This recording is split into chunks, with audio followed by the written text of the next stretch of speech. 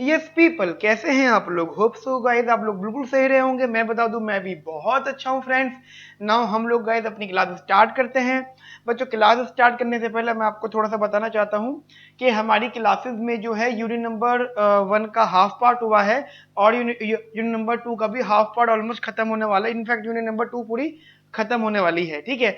But ध्यान रखना, ये जो मैं बार बार बोलता हूँ यूनिट नंबर 2, यूनिट नंबर 1 या 3 या जो भी मैं बोल रहा हूँ गाइस, एक्चुअली दिल्ली यूनिवर्सिटी ने अपना सिलेबस इस साल अभी तक चेंज नहीं किया है, ठीक है। उसने 2 साल पहले सिलेबस पर अपना चेंज किया था। कुछ चीजें ऐड करी थी सेमेस्टर 4 में से, कंजम्पशन वगैरह ये टॉपिक कुछ है वो ऐड किए थे। बेटा अभी उन्होंने सिलेबस चेंज नहीं किया है, तो अभी के लिए मैं वो टॉपिक करवा रहा हूँ गाइज, जो दिल्ली यूनिवर्सिटी कभी नहीं बदलेगी, ठीक है। मुझे पता है बेसिकली गाइस 20 साल से जो टॉपिक कभी नहीं बदला वो अभी भी नहीं बदलेगा।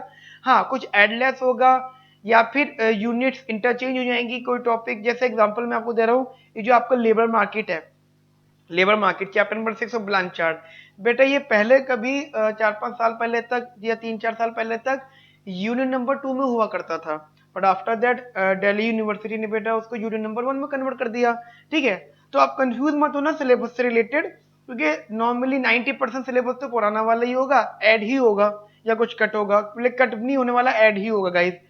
तो हम ना टॉपिक्स पढ़ रहे हैं, ठीक है बच्चा, टॉपिक नहीं बदले जाएंगे, सिलेबस आगे पीछे हो सकता है बस, ठीक है। So don't be confused. So today's topic is Okun's law. Okun's law, बच्चा ऑकुन्स लॉ क्या होता है? सबसे पहले मैं ऑकुन्स लॉ के बारे में मैं बता देता हूँ बेटा। ऑकुन्स लॉ एक ऐसी इक्वेशन है, ये एक ऐसा लॉ है जो एक रिलेशनशिप बताता है between output growth rate, and change in unemployment rate, ठीक है। मैं रिपीट कर रहा हूँ, it explains the relationship between output growth rate and change in unemployment rate। अब आप बोलोगे sir change in unemployment rate का मतलब, तो बेटा मैं एक काम करता हूँ, आपके सामने वो इक्वेशन लिख देता हूँ, उसी के हिसाब से हम लोग आगे कंटिन्यू करेंगे। बच्चे इक्वेशन हमारी यूटी माइनस का यूटी माइनस 1, मतलब अनएम्प्लॉयमेंट रेट इस साल का माइनस अनएम्प्लॉयमेंट रेट पिछले साल का, which is equal to minus का beta output growth rate of T period minus का जो है कांस्टेंट आउटपुट ग्रोथ, ठीक है बेटा। जो यहाँ पे जी बार है ये नेचुरल है या कांस्टेंट है, जो ऑटोनोमस हमने मान ली है, बट ये बेटा ये वेरी करेगी और ये बदलती जाएगी। और बीटा बेटा रिप्रेजेंट कर रहा है, बीटा इज द इफेक्ट जो नॉर्मल ग्रोथ रेट से बताएगा बेटा, this is the normal growth rate. Got it? अब जरा मेरी बात समझना यहाँ पे ध्यान से बच्चों। हम ये कहते हैं जैसे कि हमारे पास एक रिलेशनशिप था कि labour force is not constant. हम लोग मान के चलते थे बेटा ये जो लेबर फोर्स है इज नॉट कांस्टेंट। क्यों? क्योंकि बेटा ये ना टाइम टू टाइम बदलती रहती है, लेबर फोर्स में चेंजेस आते रहते हैं। हम अज्यूम कर लेते हैं, ठीक है, it is assume that labour force is not constant. बेटा इसके रिजल्ट में क्या होगा कि हमारा जो अनएम्प्लॉयमेंट रेट और एम्प्लॉयमेंट का कोई भी रिलेशनशिप बेटा एग्जिस्ट नहीं करेगा। मतलब कौन सा वाला? 1 to 1। हम जब कहते हैं कि लेबर फोर्स कांस्टेंट है, तो हम ये बिल्कुल नहीं बोलेंगे कि जिस हिसाब से एम्प्लॉयमेंट चेंज हो रहा है उसी हिसाब से बेटा अनएम्प्लॉयमेंट रेट चेंज होगा। नहीं बेटा, देयर इज नो, मतलब चेंज तो होगा but there is no any 1 to 1 relationship, there is no any 1 to 1 relationship, ठीक है बच्चा। मैं रिपीट कर रहा हूं, there is no any 1 to 1 relationship. इस बात का रीजन क्या होता है? इस बात का बड़ा रीजन ये है कि हमारे जो आउटपुट एंड एम्प्लॉयमेंट है उसके बीच में भी, ठीक है। जैसे कि मान के चलो हमारी इकोनॉमी के अंदर लेबर फोर्स है, लेबर फोर्स 100 से बढ़ गई, ठीक है जी, बढ़ गई।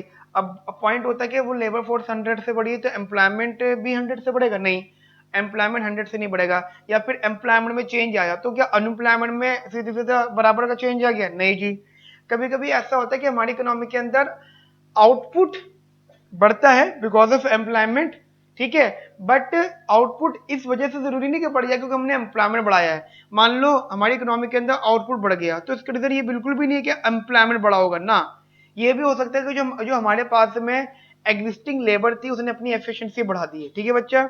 ये भी हो सकता है कि हमारे पास जो एग्जिस्टिंग लेबर है उन्होंने अपनी एफिशिएंसी भी बढ़ा दी है। हम ये कह सकते हैं कि अगर हमारा आउटपुट इंक्रीज होता है तो it is not always because of increment of employment, it is also because of the efficiency of the existing labor.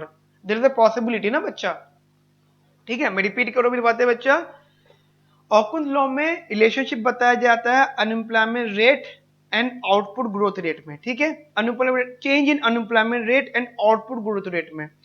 And हम ये ऐसे मान के इसलिए चलते हैं क्योंकि हमें पता है कि जो हमारा लेबर फोर्स है वो कांस्टेंट नहीं है, और बेटा जो लेबर फोर्स कांस्टेंट नहीं है तो इसका मतलब ये है कि there is no any one to one relationship between employment and unemployment. If there is no any one to one relationship between employment and unemployment, it means that there is no one to one relationship between output and employment, but it does not mean that कि हमारा economy में output नहीं बढ़ेगा। Output बढ़ेगा but it may be possible, it may be due to the increase the efficiency of existing labor, ठीक है बच्चा। तो ध्यान रखना ऐसा भी हो सकता है कि हमारी जो एग्जिस्टिंग लेबर उनकी एफिशिएंसी बढ़ जाए और एम्प्लॉयमेंट ना बढ़े बट आउटपुट उनसे बढ़ जाए, इंक्रीमेंट ऑफ आउटपुट। सो ये बताता है हमारा, ऑब्वियस सी बात है, ये रिलेशनशिप बताता है ऑकुन्स लॉ।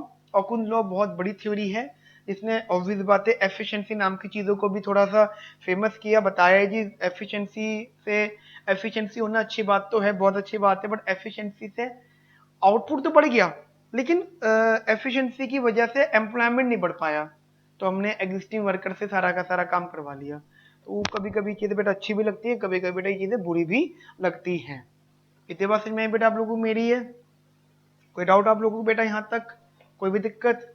चलिए बेटा एक हमने जैसे इक्वेशन बताई है तो एक जर्नल इक्वेशन है, एक यहाँ पे जर्नल इक्वेशन है जो काउंट होती है कि ut minus one is equal to minus का 0.4 जी वाई टी माइनस का 3%, ठीक है बेटा।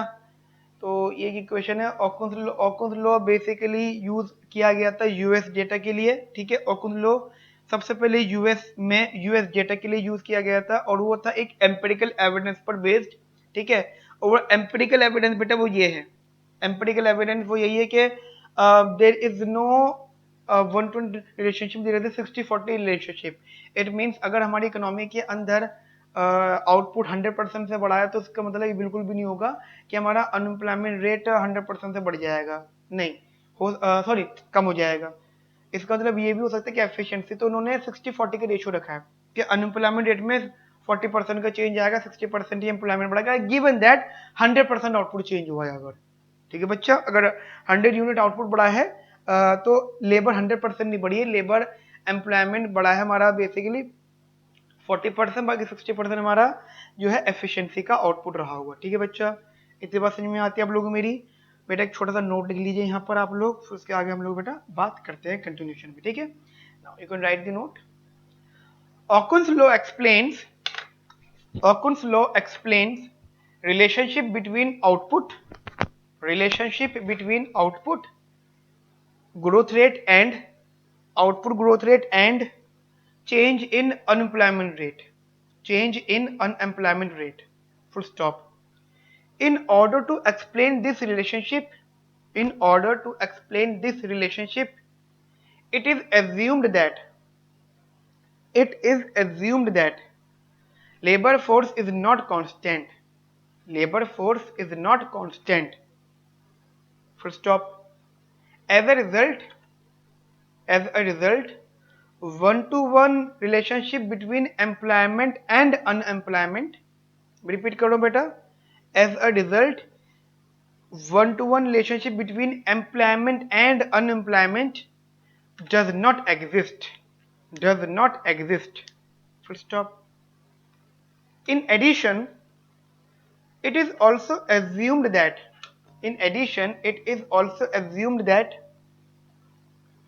there is no one-to-one relationship between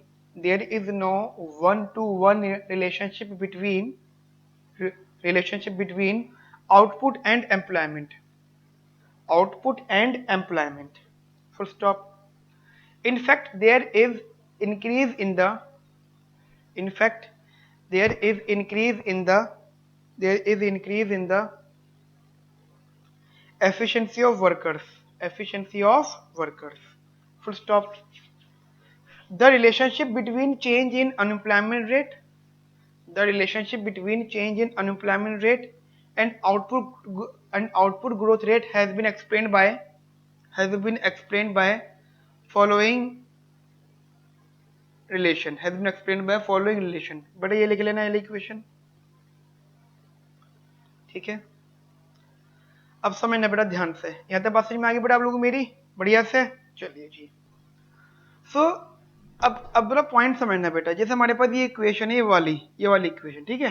अब जरा इस इक्वेशन को समझना, ये यूएस डाटा की ये ना यूएस डाटा के बेस पर एक इक्वेशन बनाई गई है बाय ऑकुन्स। अब ये क्या बताता है, ये बेटा दो बातें बताता है, ठीक है, मतलब कुछ बातें से बताता है, समझना इस बात को। सबसे पहली चीज तो ये है कि अनएम्प्लॉयमेंट रेट को बढ़ने से रोकने के लिए, टू प्रिवेंट, ठीक है, संभालने के लिए, बैलेंस करने के लिए आउटपुट को कम से कम 3% ग्रो करना पड़ेगा। Output that means output growth must be basically at least 3% to prevent unemployment rate from rising.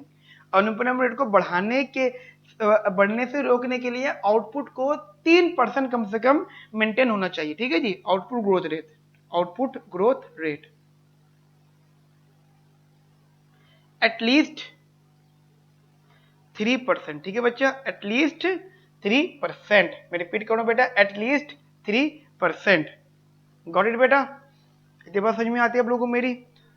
अब ये चीज बेटा दो तरीके से हो सकता है, मतलब ये ड्यू टू टू फैक्टर्स जो नेग्लेक्टेड थे पहले से, ध्यान नहीं दिए गए थे, जो कि अब इंपॉर्टेंट लिया है। दो फैक्टर्स क्या क्या, पहला है labour force growth,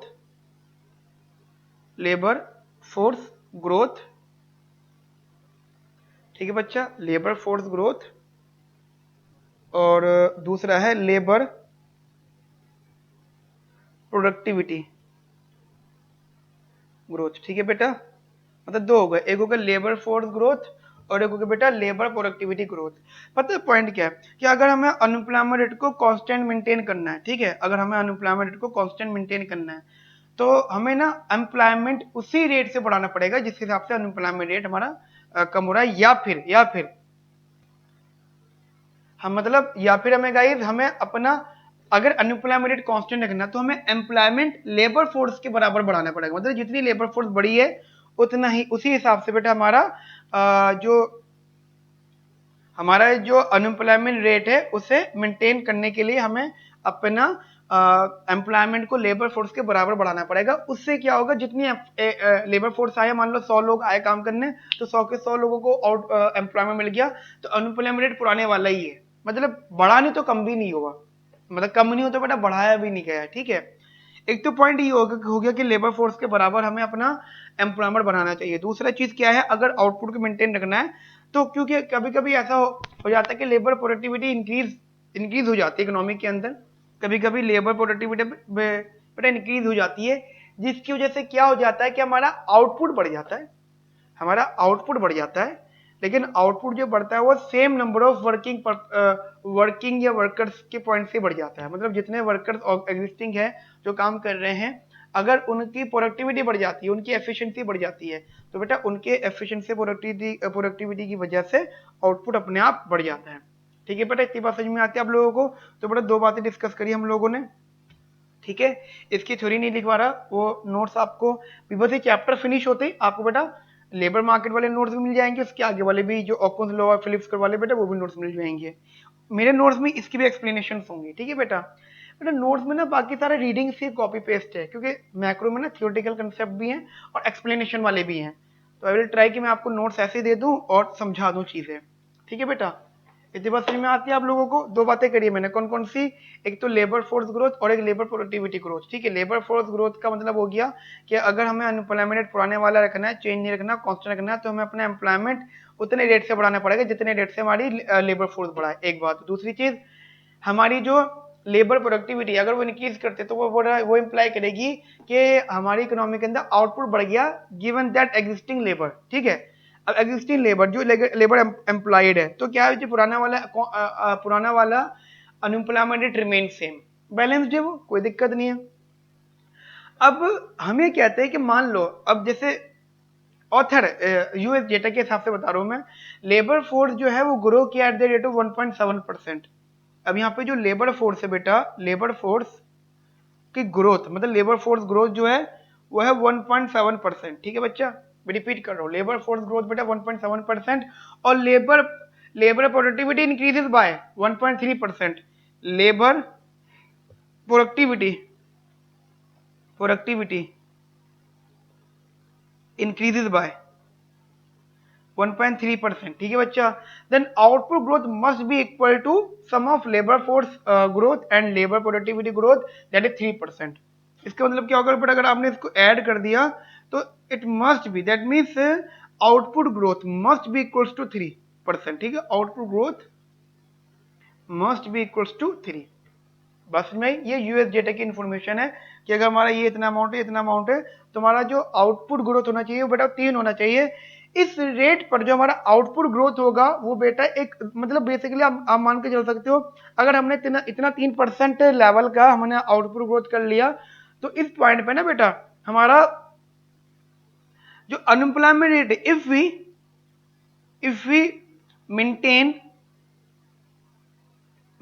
3% output growth, अगर बेटा हमने आउटपुट ग्रोथ 3% रख लिया, इंटरेस्टिंग बात समझना, तो ut-1 is equal to beta minus का GYT माइनस का GY बार।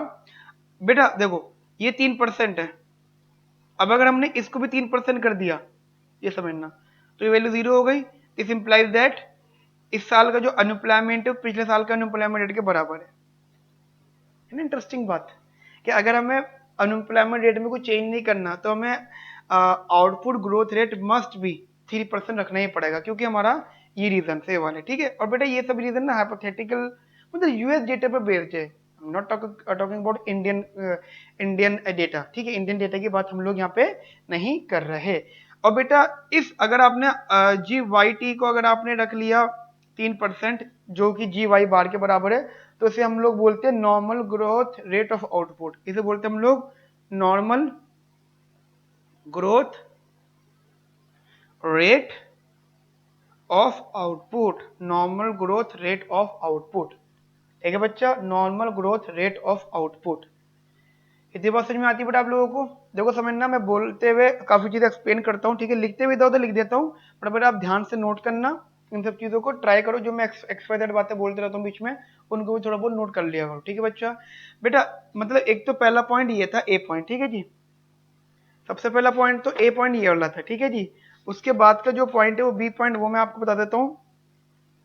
देखो जो हमारे पास जो कॉफिशिएंट था बीटा, अगर हम यूएस डेटा की बात करते हैं, तो we have a coefficient which is beta, जो कि मतलब माइनस का बीटा है, तो माइनस का 0.4, ये जो है माइनस का 0.4, बेटा ये रिप्रेजेंट करता है अगर आउटपुट ग्रोथ हमारी 1% होगी नॉर्मल ग्रोथ रेट से, तो हमारी इकोनॉमी के अंदर 0.4% रिडक्शन होगी अनएम्प्लॉयमेंट रेट में। मतलब if we assume that if our output growth rate, अगर हमारा आउटपुट ग्रोथ 1% होगा, ठीक है, बेसिकली अगर हमारा output growth rate 1% above the normal, 1% above the normal, यानी GY बार। ठीक है बेटा, GY bar not T, it's GY बार। अगर GY बार से 1% ज्यादा होगा, तो हमारी इकोनॉमी के अंदर अनएम्प्लॉयमेंट रेट कितना होगा, अनएम्प्लॉयमेंट रेट का reduction in unemployment rate, reduction in unemployment, reduction in unemployment rate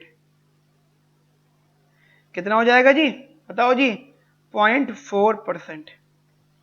ठीक है जी, रिडक्शन का मतलब माइनस साइन, मतलब minus sign shows only always reduction. तो अगर मैं यहाँ पे बोलता हूँ, अगर मैंने यहाँ से माइनस हटा दिया तो यहाँ से ये हट जाएगा, तो यहाँ पे लिखा आ जाएगा चेंज, बट चेंज नहीं, बड़ा यहाँ पे माइनस लिखेंगे क्योंकि यहाँ पे हमने माइनस लिखा है। ठीक है, और अगर हमने यहाँ पे माइनस बना दिया तो बड़ा यहाँ पे माइनस नहीं आएगा। ठीक है, बात समझ में आ गई बेटा? अच्छा अब बात आती है कि सर ये क्यों होता है। अब जरा समझना ध्यान से। अब बच्चे पूछते हैं कि सर ये क्यों होता है, कि ऐसा क्यों होता है कि अगर हमारा आउटपुट ग्रोथ रेट 1% ज्यादा हो जाएगा normal rate of growth of output से, तो क्यों अनएम्प्लॉयमेंट रेट में 0.4% का रिडक्शन होता है। तो बेटा इसके रीजन है, जरा समझना रीजन ऑफ दिस। मैं यहाँ लिख देता हूँ नेक्स्ट पेज पर, रीजंस। ठीक है जी, रीजन समझना बेटा ध्यान से बहुत ज्यादा। रीजन ये है कि फर्म्स जो होती है, रीजन ठीक है बेटा, रीजंस में है कि जो फर्म्स एडजस्ट करती हैं, फर्म्स अब देखो पॉइंट ये है कि जो फर्म्स होती हैं, ठीक है, फर्म्स बेटा एम्प्लॉयमेंट एडजस्ट करती हैं बिलो 1:1, ठीक है।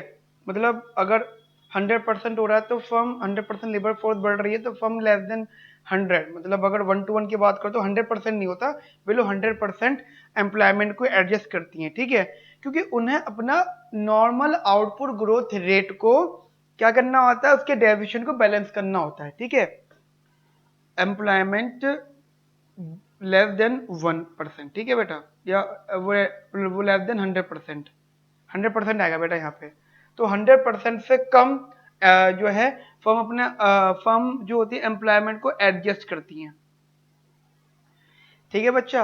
अच्छा ऐसा क्यों भी होता है, रीजन क्या होता है कि हमारी इकोनॉमी के अंदर कुछ वर्कर्स जरूरी होते हैं किस चीज के लिए कि उनकी ना जरूरत रहती है फर्म्स के अंदर, भले it doesn't matter irrespective of the output level. Output level बेटा कोई मैटर नहीं करता, आउटपुट लेवल कोई मैटर नहीं करता कि कितना बनाना है, बट फर्म को कुछ वर्कर्स की जरूरत रहेगी, नीड रहेगा, ठीक है।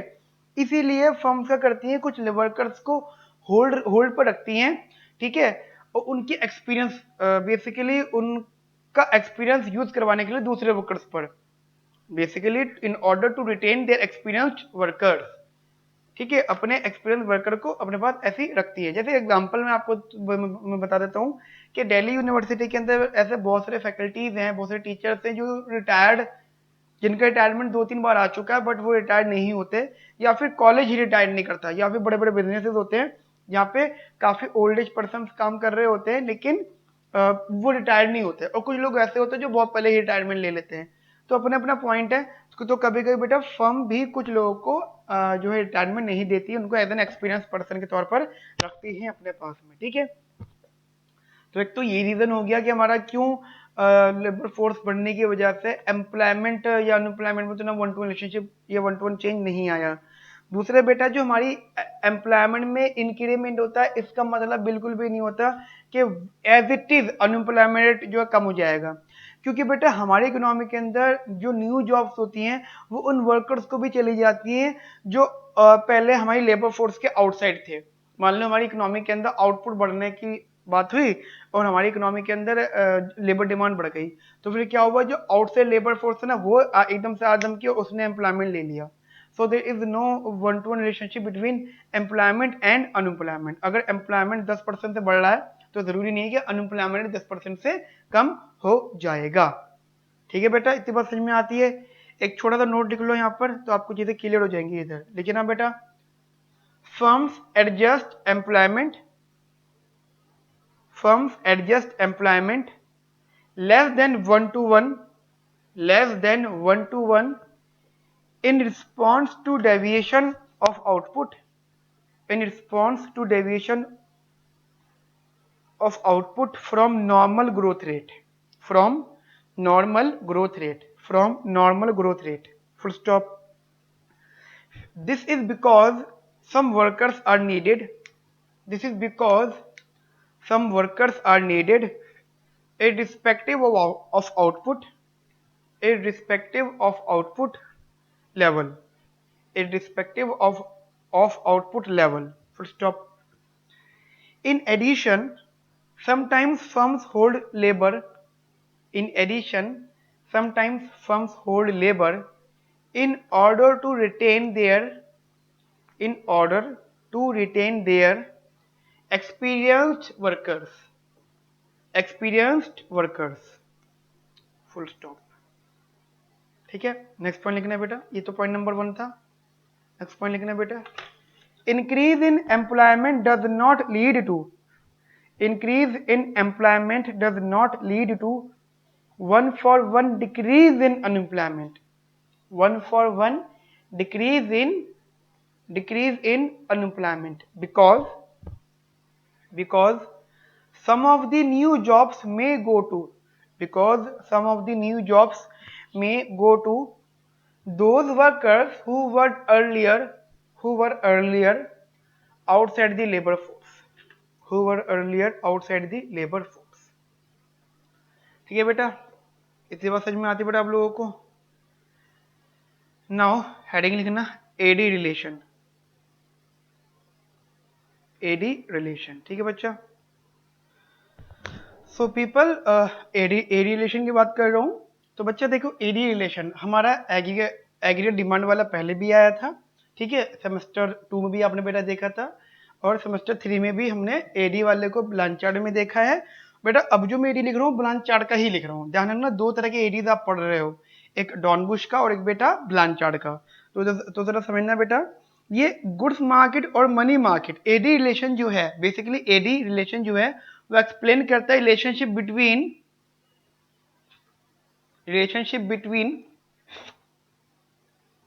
बिटवीन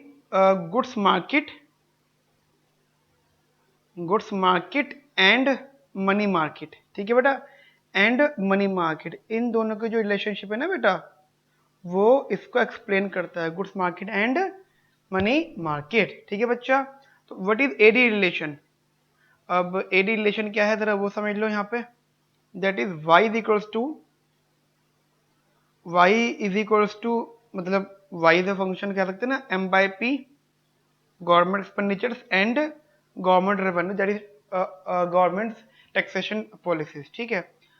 अब बात आती है कि हम यहाँ पे रियल मनी सप्लाई और आउटपुट ग्रोथ का जो है, बेसिकली मैं ये कह रहा हूँ आपसे, ओके वो सॉरी बेटा, वो मुझे वीडियो पॉज करनी पड़ी बिकॉज कोई आ गया था। ठीक है, नाउ स्टार्ट करते हैं हम लोग बेटा। ठीक है जी। तो एडी रिलेशन में हमारे पास इधर जो वैल्यू है that is Y is equals to Y function of m/p, मतलब real money supply, government expenditure and taxation. ठीक है जी। अब फिर में ये कहते हैं कि जो हमारा जो आउटपुट है, अब उसका जो रिलेशनशिप हो कन्वर्ट हो जाएगा, वो जाएगा गामा, गामा कैसा, हाँ गामा ही बोलो, gamma m/p।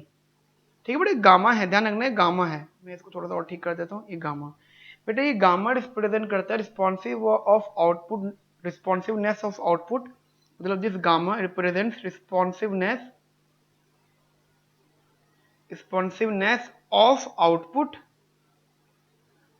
Output to change in real money supply, of output to change in real money supply। ठीक है बच्चा, to change in real money supply।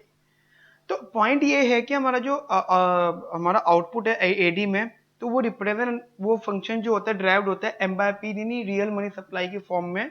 ठीक है, हम रियल मनी सप्लाई और आउटपुट ग्रोथ की बात करेंगे, तो इसलिए हमने यहाँ पे गामा फंक्शन ले लिया, जो गामा ये रिप्रेजेंट करेगा कि आउटपुट का responsiveness output to change in real money supply, कितना रियल मनी सप्लाई चेंज होगा उसी के हिसाब से आउटपुट पे कितना इम्पैक्ट पड़ेगा। ठीक है बच्चा।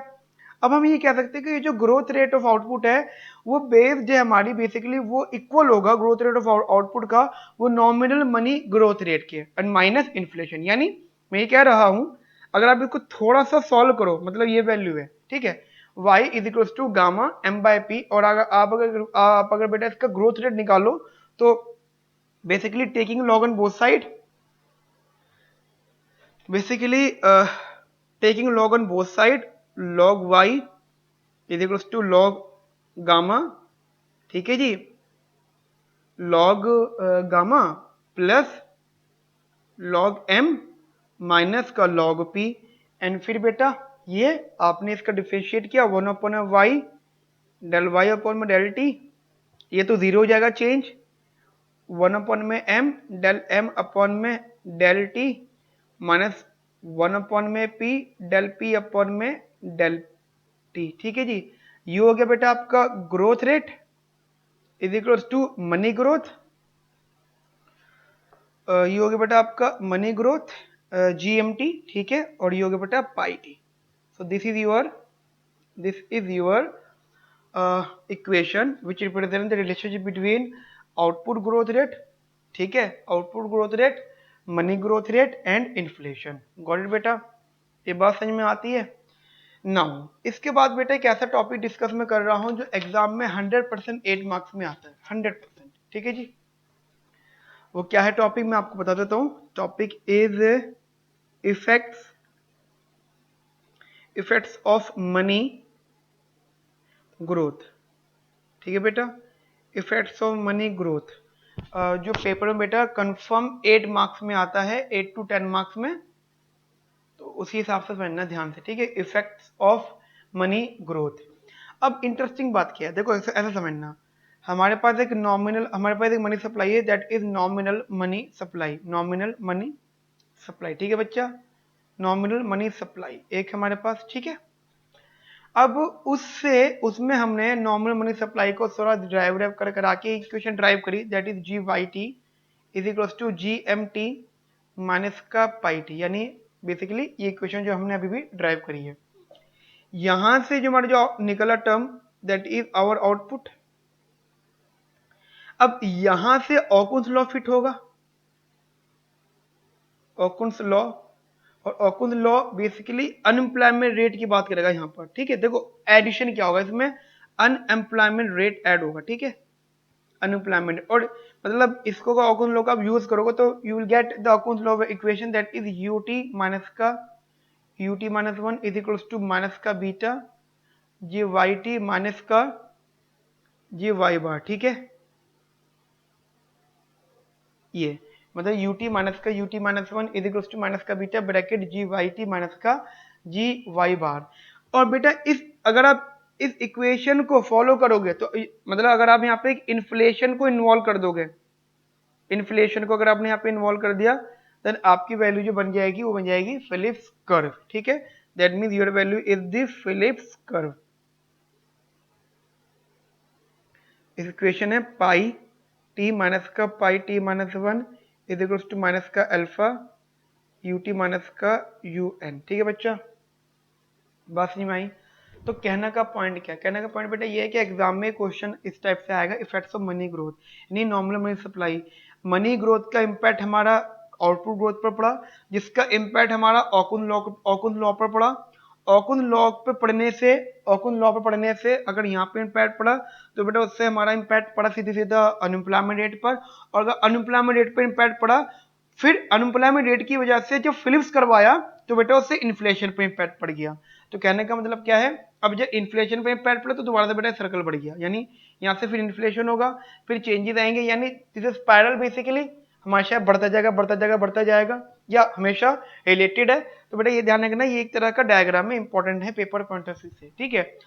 अब जरा चीजें समझना एक एक करके, मैंने यहाँ पे 3 चीजें डिस्कस करी हैं आप लोगों से, क्या क्या बेटा, सबसे पहले डिस्कस किया मैंने ऑकुन्स लॉ, ठीक है बेटा, सबसे पहले डिस्कस किया मैंने ऑकुन्स लॉ। अब ऑकुन्स लॉ बेसिकली रिलेट करता है, Okun's law it relates Okun's law it relates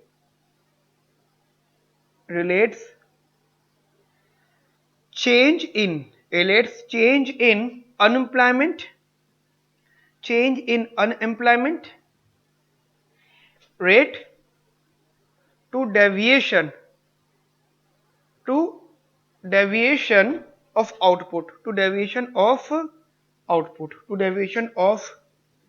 ठीक है जी। मैं रिपीट कर रहा हूं, Okun's law relate change in unemployment rate to deviation from output growth, अच्छा नहीं फ्रॉम नहीं है, unemployment rate to deviation of output growth from normal growth,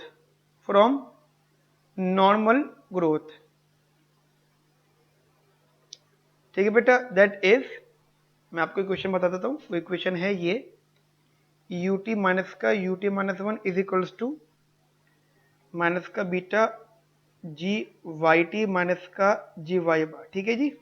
मतलब this is our equation, UT minus का UT minus 1 is equals to minus का beta bracket G Y T, मतलब output growth rate minus का normal output growth rate. ठीक है बेटा, this is our कौन सा लो जो हमारा यहाँ पे यूज हुआ है। उसके बाद हमारी इक्वेशन बेटा आता है AD relation, that is AD relation, it relates output, it relates growth output growth to difference between nominal money growth। ठीक है बेटा, nominal money growth and inflation। ठीक है बेटा, दैट इज, वो इक्वेशन क्या है, G Y T is equal to G M T minus का दिस। ठीक है बेटा, this is your AD relation, बात समझ में बेटा। And finally the Phillips curve, अब फिलिप्स कर्व रिलेट क्या करता है, it relates change, in inflation, it relates change in inflation rate to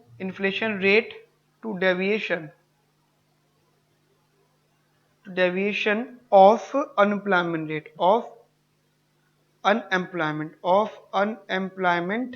rate from natural rate, ठीक है बेटा, फ्रॉम नेचुरल रेट। ठीक है, equation is pi T minus one is equal to minus का alpha U T minus का U N. ठीक है बेटा, this is your final equation. Got it बेटा, इतनी बात समझ में आती है आप लोगों को मेरी, बढ़िया से बिंदास से।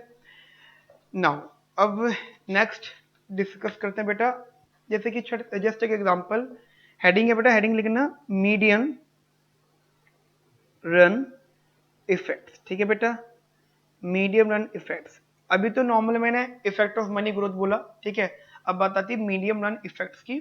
अब मीडियम रन इफेक्ट्स में क्या क्या चीजें आती है, तरह समझना बेटा। मीडियम रन इफेक्ट्स के अंदर कोई भी ग्रोथ होती है ना, तो वो एक ना बैलेंस पर आ जाती है। ठीक है, मीडियम रन ग्रोथ में मीडियम रन में कोई भी ग्रोथ होती है ना, तो एक कांस्टेंट पे एक्सोजीनस बन जाती है, मतलब कांस्टेंट बन जाती है वो। क्यों, हम लोग मान के चलते कि इन द मीडियम रन बहुत सारे चेंजेस नहीं होंगे, बहुत सारे parameters maximum to maximum change हो जाते हैं। ठीक है, तो जैसे एग्जांपल हमारा मनी ग्रोथ था 80 पीरियड, तो वो बन गया हमारा जी एम बार। ठीक है, फिर हमारा एक तो ये हो गया हमारा, ये जो था G Y bar which is equals to G M bar minus का वाई टी। अब सोचना हमारा जी वाई था, जी वाई वैल्यू थी, अब आप लोगों से ये कहां से आया, तो मैं आपको बता देता हूँ, जी वाई टी जो है वो भी हो जाएगा हमारा जी वाई बार। ठीक है जी, मतलब एक तो G M T G M bar हो गया, एक G Y T G Y bar हो गया, ये जी है बेटा। ठीक है, ये बेटा 9 नहीं है, इट्स जी। तो अब आपने अगर इन दोनों वैल्यूज को इस ऑकुन्स लॉ में सॉरी एडी रिलेशन में पुट कर दिया, this is the AD relation, तो आपको एक आउटपुट निकल के आया एडी रिलेशन। अब पॉइंट क्या है, हमारे पास इस इक्वेशन जो इन्फ्लेशन निकल के आया, जो कि वेरी करेगा, वो इन्फ्लेशन का फॉर्मूला हो गया मनी ग्रोथ माइनस का आउटपुट ग्रोथ। ठीक है बेटा, रिलेशन निकल के आया मनी ग्रोथ माइनस का आउटपुट ग्रोथ। अब बेटा ध्यान रखना, ये जो टर्म है, ये मैं इसको पहले उस अगले पेज पर दोबारा से लिख देता हूं बेटा, जरा ध्यान से समझना। Pi T is equal to G M bar minus का जी वाई बार। मान लो ये वाली जो इक्वेशन है बेटा, ये equation adjusted nominal money growth है, एडजस्टेड नॉमिनल मनी ग्रोथ होगा। ठीक है बेटा, मेरी बात समझ में आई, मैं रिपीट करूँ, this is adjusted nominal money growth. अब इंटरेस्टिंग बात क्या बेटा, अब एग्जांपल सोचो, अगर आपका इन्फ्लेशन बढ़ता है तो ऑब्वियस बात है आपका इकोनॉमी का मनी ग्रोथ बढ़ेगा। ठीक है, मनी ग्रोथ बढ़ेगा, लेकिन अगर हमने मनी ग्रोथ को कांस्टेंट मान लिया, ठीक है, मान लो मनी ग्रोथ को कांस्टेंट मान लिया, तो फिर इन्फ्लेशन का इम्पैक्ट कहाँ पड़ेगा। तो इन्हीं सब चीजें डाउट्स को डिस्कशन करने के लिए ही ये टॉपिक डिस्कस हो रहा है। ठीक है बेटा, इन्हीं सब डाउट्स को ही डिस्कस किया जाएगा हमारी क्लासेस में। ठीक है बेटा, यानी इन्फ्लेशन का, अब देखो इन दोनों के रिलेशनशिप समझना इंटरेस्टिंग पॉइंट पर। मैंने बोला कि इन्फ्लेशन बढ़ा, अब इन्फ्लेशन का इंपैक्ट इस पर पड़ रहा है, एडजस्टमेंट होगा। अब इन्फ्लेशन बढ़ने से जीएम बढ़ा, ठीक है, तो वाई जी वाई बार कांस्टेंट है। अगर ये बढ़ गया तो जी वाई बार कांस्टेंट है, फिर उसमें थोड़ी ना चेंज आना है।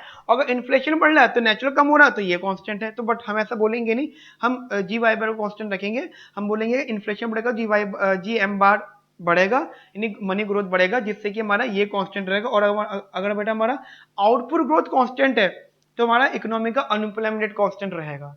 यानी कितना प्यारा डिस्कशन हो गया यहाँ पर चीजों का। क्या मतलब मेरा डिस्कशन नहीं, मैं अपना नहीं कह रहा कि मेरा डिस्कशन प्यारा हो गया, नहीं, मैं कह रहा हूँ ऑथर ने कितनी प्यारी बात कर दी। Because as an macro economics हम लोग ये मान के चलते थे कि हमारी इकोनॉमी में अनएम्प्लॉयमेंट रेट आया क्यों, अनएम्प्लॉयमेंट रेट के रीजंस क्या आते हैं। So there are the multiple reasons of unemployment at the time of Great Depression. तो उन्होंने बोला कि अगर इन्फ्लेशन होता है तो इन्फ्लेशन होने तो उसके टक्कर के बराबर की मनी ग्रोथ बढ़ा दो। लेकिन अगर मनी ग्रोथ बढ़ाओगे इन्फ्लेशन के टक्कर का बराबर का, तो आपका नॉर्मल आउटपुट कांस्टेंट रहेगा, जिसकी वजह से आपका नेचुरल रेट ऑफ अनएम्प्लॉयमेंट वो कांस्टेंट रहेगा, यानी उसमें कोई चेंजेस नहीं आएंगे। ठीक है बच्चा, ये बात समझ में आती है मेरी आप लोगों को? चलिए जी बच्चा, छोटा सा एक नोट लिख लीजिए, फिर आगे हम डिस्कशन करते हैं अपनी बातों का। ठीक है जी, नोट लिखना है बेटा। Suppose that central bank maintains suppose that central bank maintains constant growth rate of nominal money supply, constant growth rate of nominal money supply, that is GM bar, that is GM bar। ठीक है बच्चा, that is GM bar, full stop। In this case we have to determine what will be the value. In this case we have to determine what will be the value of output growth and inflation in medium run ठीक है, full stop। Next line में लिखना बेटा, as we know that in medium run unemployment rate is equal to natural rate, full stop। So current year's unemployment rate will be,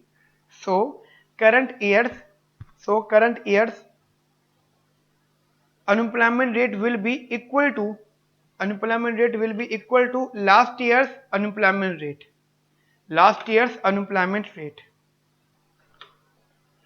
Therefore from Okun's law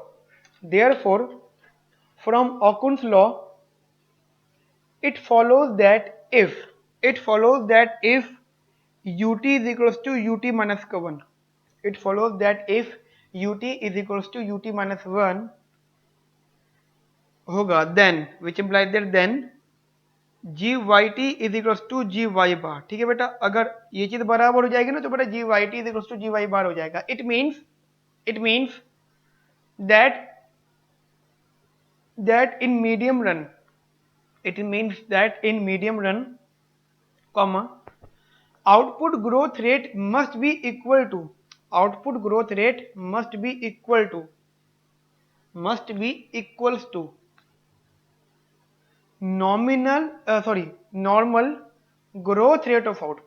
normal growth rate of output। ठीक है, normal growth rate of output, full stop. Next line में लिखना बेटा, with nominal money supply, you know what is nominal money supply, this. ठीक है, with nominal money supply growth equals to G M bar. ठीक है, normal money supply growth equals to G M bar, यानी अगर हमारा basically मैं ये बोल रहा हूँ, अगर वाई हमारा गामा ऑफ एम पर डिपेंड करेगा तो हमारा जो जी वाई टी होगा ना वो जी एम बार के बराबर होगा, मतलब जी एम के बराबर होगा, जी एम टी के कह सकते हो आप, या जी एम बार या G M T. And growth rate of output equals to यानी ये वाला जी वाई, मतलब ये वाला G Y T is equals to G Y bar. ठीक है बेटा, G Y T is equals to G Y bar.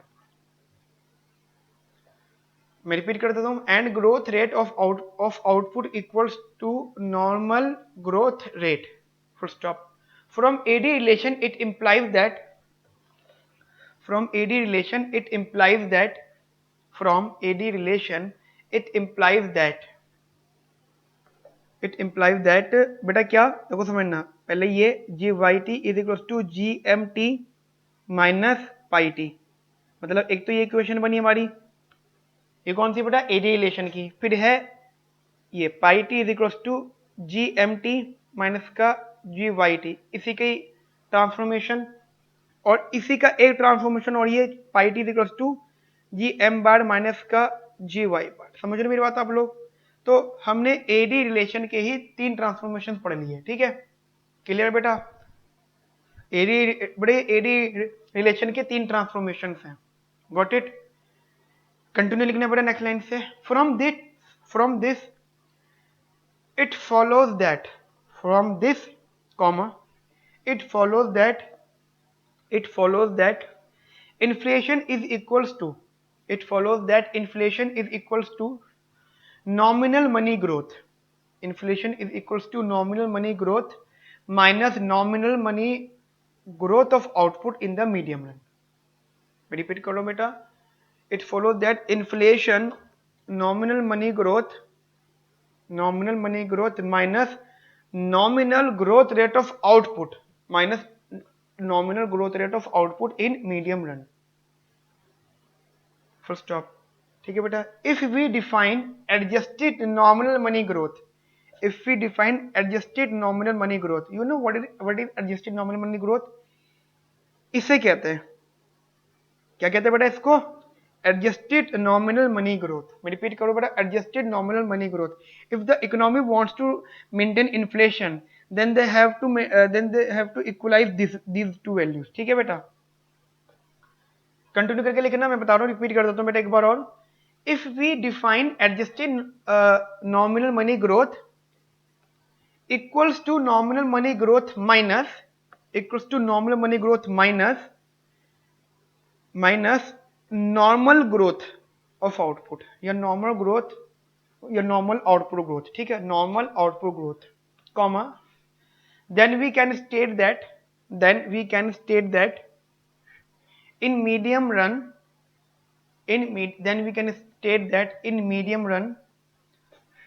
inflation is equals to adjusted nominal money growth.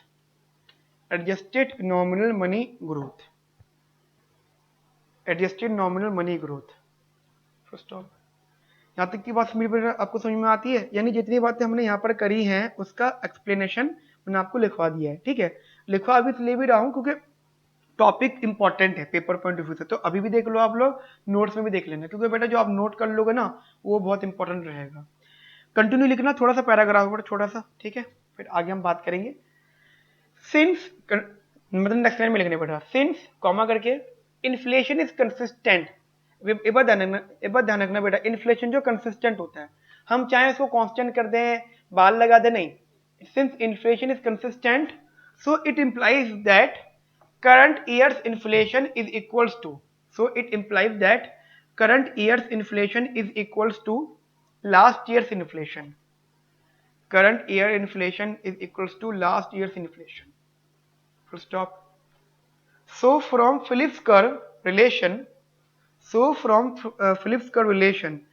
अब बेटा Phillips curve relation क्या था? ये this is the Phillips curve relation. So from Phillips curve relation, it follows that unemployment rate equals to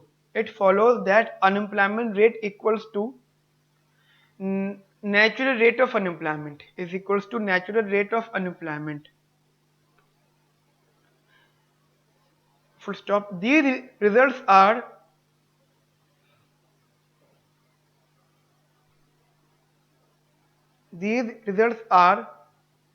natural.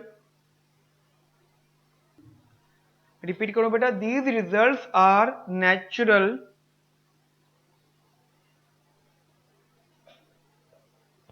which were earlier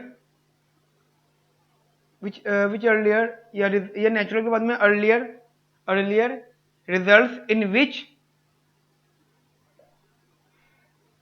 in which we explain that in which we explain that in which we explain that changes in level of nominal money supply is changes changes in changes in level of nominal money supply is neutral is neutral is neutral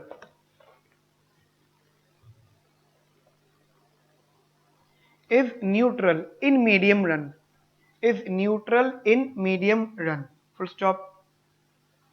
It means that they have no effect on it means that they have no it means that they have no effect on output and unemployment rate output and unemployment rate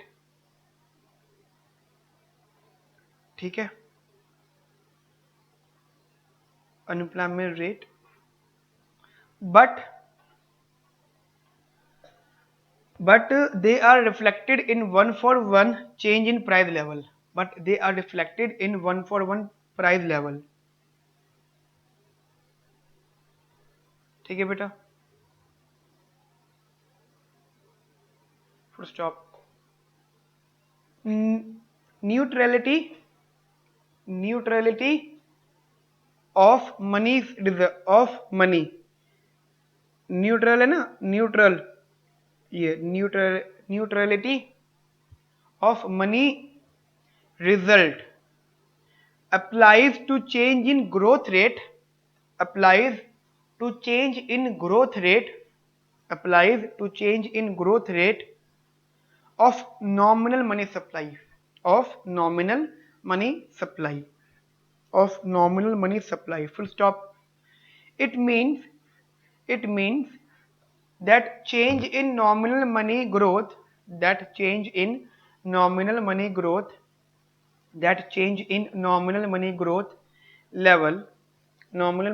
level no effect on output and unemployment rate it means that change in nominal money growth level no effect on output and unemployment rate full stop but they are reflected in one for one change in but they are reflected in one for one change in